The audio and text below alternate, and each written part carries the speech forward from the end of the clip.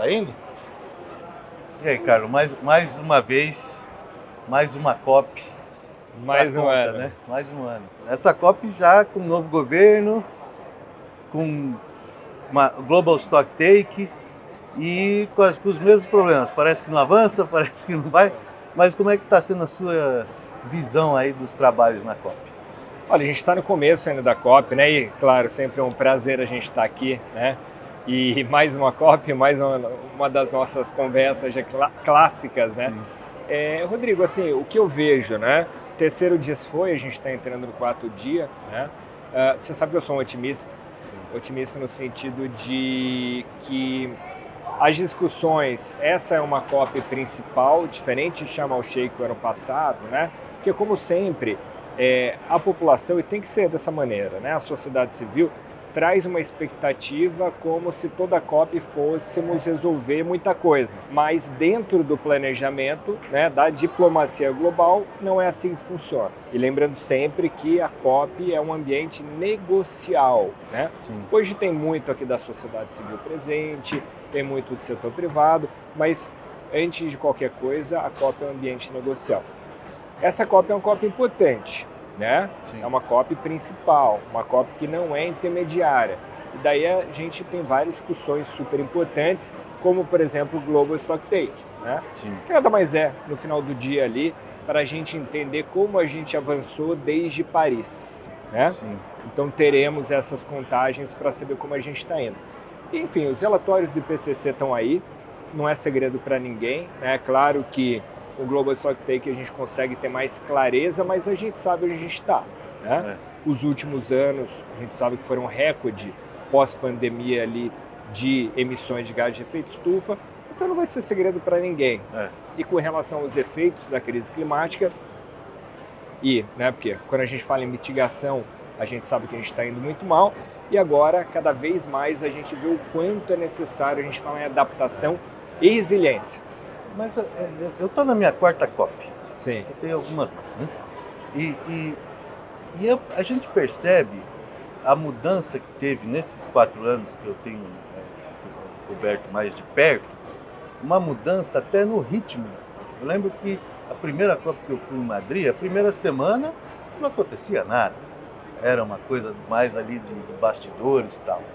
Poxa, especialmente a COP do Egito e essa, poxa, chefes de Estado, grandes anúncios. A COP de Glasgow teve muitos anúncios, né? E aqui também, eu acho que essa semana intensa, né? Intensa. A que se deve essa mudança? Você está tendo um novo posicionamento das COPs em relação à economia global? Ou é uma coincidência? Não, acho que são duas coisas, né? Aquilo que eu comentei com relação à negociação, com relação ao texto final da COP, né? As discussões começaram, como a gente bem sabe, até sábado, domingo, madrugada de segunda, talvez muitas vezes, talvez terça, para conseguir fechar o texto, né? Então é disso que a gente está falando. Agora, dado que COP, hoje qualquer pessoa no mundo sabe o que é COP. É impressionante, né? Quando a gente começou a vir em COPs, assim, ninguém sabia o que a gente ia fazer. Né? Hoje você fala, olha, estou indo para a COP. Qualquer pessoa, leigo que seja, sabe mais ou menos o que você está falando. Então quero dizer com isso que a pressão da sociedade civil está cada vez mais forte, em cima não só dos governos, mas também das empresas. Então, esses dois atores começaram a se mexer muito fortemente para lançar iniciativas, programas, projetos que não necessariamente estão vinculados à negociação do texto da COP, ao acordo final, né? Então a gente teve aqui, por exemplo, com relação aos Emirados Árabes, se comprometeram a colocar 1 bilhão na relação clima e saúde, coisa que é super importante. Alguns países estão aderindo, né? A gente teve também aqui um acordo de não proliferação de combustíveis fósseis, né? A Colômbia foi o primeiro país sul-americano a entrar. Então, uma série de acordos que não necessariamente vão estar refletidos no texto do acordo aqui de Dubai, né? O Brasil, inclusive, anunciou 2 mecanismos importantes de pagamento de serviços florestais e também esse novo plano aí de plano verde aí do governo, os 2 anúncios importantes. Esses anúncios assim domésticos, né, eles acontecem aos milhares, Sim, né? O plano de transição ecológica, né, ou que agora eles estão falando na verdade de transformação ecológica, né? Antes era transição ecológica, mudou agora na COP o nome, né? Que esse é um plano muito interno, né? Então como é que o que o governo precisa olhar e fazer para que a gente consiga fazer uma transição que seja uma transição justa, né? Seja também lucrativa para o Brasil, que tem vários ativos que dentro dessa discussão a gente pode se beneficiar, né? O outro ponto, que é com relação ao pagamento de serviços florestais, que a ministra Marina, então, ela divulgou, esse já é um que foi pensado, claro, para beneficiar o Brasil, sem dúvida nenhuma, mas ele tem potencial de servir a vários países. Então é algo como, por exemplo, quando a gente fala em crédito de carbono, você está falando, por que não, em pagamento de serviços ambientais também, né? Mas ali é para que seja uma metodologia mais direta, né? Menos morosa do que é quando a gente fala em mercado de carbono em si. Eu acho só curioso um comentário do que você falou agora, pelo seguinte, a gente tem essa impressão, né, que mas as coisas não andam. Eu lembro em Madrid a dificuldade que era a gente explicar pro leitor, né, da Exame o que era serviços florestais, o que era crédito de carbono. Eu não entendia. Hoje nós estamos chegando num ponto em que assim, essas coisas já estão no vocabulário. E aí nós estamos já colocando mecanismos para funcionar, que aí, na minha visão, de quem acompanhou esse processo, se deve à regulação do artigo do Acordo de Paris, que trata dos créditos de carbono, que foi feito, né, do artigo 6, que foi feita no Egito, ou foi em Glasgow, agora não lembro. Mas enfim, parece que não acontece nada porque não tem aquele grande anúncio, resolvemos o problema. Mas as coisas vão sendo colocadas. Vão sendo colocadas, né? O próprio presidente Lula falou uma coisa, né? Que assim, precisamos esperar 28 COPs para falar então de floresta, né? Que é um tema que o Brasil desde sempre traz, né? E trata. Porque é claro, uma coisa que a gente fala muito sobre isso, né? As COPs sempre tiveram uma agenda muito centrada no norte global. Sim. Isso é fato, né? Então, por exemplo, por décadas, por que não, né, a COP ficou centrada em mitigação. País nenhum queria falar em qualquer mecanismo voltado à adaptação, à resiliência ou perdas e danos. Ninguém queria falar nisso. E agora não, né? Agora a gente tem, cada dia, qualquer país tem uma crise climática por dia, né? Um evento climático extremo para chamar de seu. A gente está vendo o que está acontecendo no Brasil, né? Semana passada, mês passado, por exemplo, novembro, a gente teve 5 tornados em Santa Catarina. 5 tornados em Santa Catarina. Né? Não que eles não existissem, mas assim, 5 tornados no mês. Né? É um negócio, de fato, de um ineditismo assustador. Enfim, isso para falar, eu poderia ficar aqui por horas falando, claro, tudo que a gente tem visto no Brasil e de muito novo, né? Toda a seca, por exemplo, Rio Negro e no norte do país como um todo. Então, por isso, a sociedade civil está cada vez mais atenta e se sofisticando, né? Então, como a gente comentou, mesmo a COP de Paris, né, a COP 21, então, que foi uma COP a mais importante que a gente teve até hoje, certamente, ali a mídia cobriu, claro, mas assim, não com tanto destaque, né? Hoje, essa COP, por exemplo, nossa, um destaque muito grande. Todos os veículos estão aqui porque a população quer saber. E quando eu digo a população, desde aquela pessoa que está sentindo que o clima está literalmente esquentando, né, até o empresário, a empresária que sabem que tem que fazer alguma coisa. Ou para se adaptar a essa questão, né, ou para ajudar na mitigação, ou até mesmo para lançar mão de oportunidades que estão colocadas. Eu penso que a COP21 de Paris, houve uma cobertura intensa pelo ineditismo de um acordo global. E eu acho que talvez muitas pessoas não entendam a dimensão disso, que é você fazer um acordo com 195 países. É isso. Sim, é uma dimensão absurda, né? Você não consegue fazer um acordo entre o Mercosul e a Europa? É isso. Então, assim, você assinar uma coisa com 195 países é um negócio brutal e relacionado a clima. Mas eu acho que, e aí eu acho que tem um papel muito do pacto nisso, que a agenda saiu do governo, né, e entrou via, primeiro, empresas e chegou no mercado financeiro, né? Sim.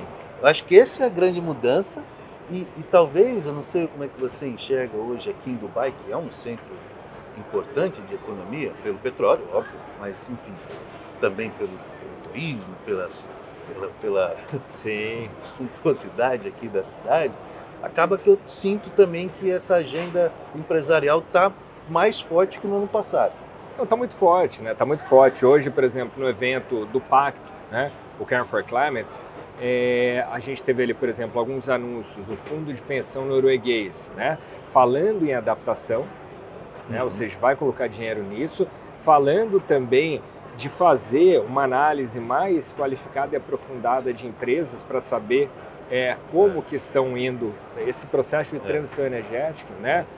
Processo de transição energética que é interessante, né? Quando a gente fala em governo, empresas brasileiras, a gente vê a Petrobras se colocando como uma empresa em transição, né? Ou seja, o que é isso? O setor financeiro se mobilizou, de um lado pressão da sociedade, de outro entendendo que assim o mundo está migrando para um mundo sem carbono, né? É aquilo, uma discussão muito forte que tem, que talvez seja mais forte dessa COP, né? Se a gente vai colocar no texto de phase out, ou seja, sair do petróleo definitivamente em alguma data, né? Ou se a gente vai diminuir a produção e o consumo de petróleo, né? E seus derivados, né? As empresas, elas estão tomando ação para isso, porque sentiram que vai ter que acontecer.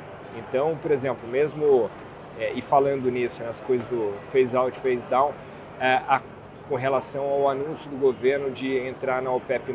Eu acho que tem um ponto aí, sabe? Pode parecer meio contraditório, mas a gente vê o próprio setor financeiro, né, e também empresas se utilizando cada vez mais do que o presidente falou que vai fazer, que é no sentido de você entrar naquele ambiente e tentar influenciar de dentro, né? Então, vários fundos hoje, especialistas, o Brasil tem lançado fundos nesse sentido, de entrar em empresas intensivas em carbono, intensivas em petróleo, para tentar, então, fazer com que essa transição seja mais rápida, né? Que não é diferente do que eu acho que é um posicionamento do próprio Pacto e nosso da Exame também, de que você precisa de todos para fazer a transição. Não adianta você deixar setores de fora, porque você vai ter problemas sociais, né? Sim. E você também acaba tendo mais conflitos. Então, é óbvio que incluir petroleiras, mineradoras e setores sujos, né? Sim. Eles não gostam da gente falar sujo, Não entra. mas é isso, eles preferem que a gente fale de emissão intensiva. Sim, mas, enfim, sim. é isso. E entra, né, Rodrigo, uma discussão muito presente nessa COP, que a gente vem testemunhando ao longo das últimas COPs, que é com relação à transição justa, né? Total. Que é com relação a trazer o ser humano para o centro da discussão, para além da molécula de carbono, né? Então, tem países como esse no qual a gente está, mas vários outros, né, e países ricos, pobres, né, que vivem do petróleo, né? Tem regiões, que não países, mas regiões que vivem ali do carvão, né? E olha, o mundo precisa disso, mas você não consegue fechar a torneira de um dia para o outro, seja por uma questão econômica aqui, né, ou seja por uma questão até humanitária. Você precisa ter ali um planejamento, né? E acho que é isso que a gente tem que fazer, pensar esse planejamento, né? Porque assim, hoje, eu vejo muita gente comentando nesse sentido, principalmente ativistas, né? Mas assim, hoje, a gente não consegue parar de um dia para o outro e depender de petróleo, depender de fontes fósseis de energia, né? O que a gente precisa sim é fazer um planejamento para a gente mudar, né? E quando a gente fala em Brasil, Rodrigo, uma coisa que a gente tem que analisar, por exemplo, hoje, o petróleo de menor intensidade de carbono no mundo é o petróleo brasileiro, né? Então, no mundo em transição, me parece razoável a gente usar nessa transição o petróleo brasileiro, porque não, né? A gente vê também, pensando em energias renováveis, precisamos tanto da mineração, é um fato, não tem como, né? E seja para o que for, de fonte energética. E a gente sabe também que a mineração brasileira é uma mineração com uma pegada de carbono reduzida, né? Então, é isso, eu acho que a gente precisa, sim, ter uma discussão profunda, técnica, com relação à transição, né? Fato é que empresas e governos precisam ter clareza na sua transição, né? Então, por exemplo, críticas que eu vejo com relação ao governo aqui dessa questão da OPEP+, olha, legal, já que você quer influenciar, então divulgue quando você vai sair dos fósseis, né? Já tem uma meta estabelecida para o governo de neutralidade de carbono, né? Não especificamente para fósseis, né? Então, acho que a gente tem que, claro, cada ator faz o seu papel, né? Um pressiona daqui, outro responde dali, tenta se mexer a colar, né? Porque tem pressão também da sociedade civil para um lado e para o outro. Então, os países negociadores têm que ir se entendendo nessa discussão no fundo, toda. Eu acho que, às vezes, as frases de efeito, elas acabam escondendo ou maquiando a verdadeira discussão. E não estamos aqui discutindo phase in, ou phase out, ou phase down, nós estamos discutindo velocidade. Assim, não interessa se vai ser phase out ou se só vamos diminuir, o que interessa com que velocidade. Né? Então, nesse sentido, né, foi colocado aqui um acordo, né, já tem mais de 140 países para triplicar a produção de energia renovável até 2030. Em porcentagem, não é nada, é espetacular, mas não é nada novo, dado que se você pegar os 10 anos anteriores, você teve mais ou menos, não que você tenha 10 anos até 2030, né? Mas você teve quase que aí mais do que dobrou, né, a capacidade instalada de energia renovável no mundo, né? Mas daí os países estão ali se comprometendo a triplicar, né, em 5 anos, basicamente.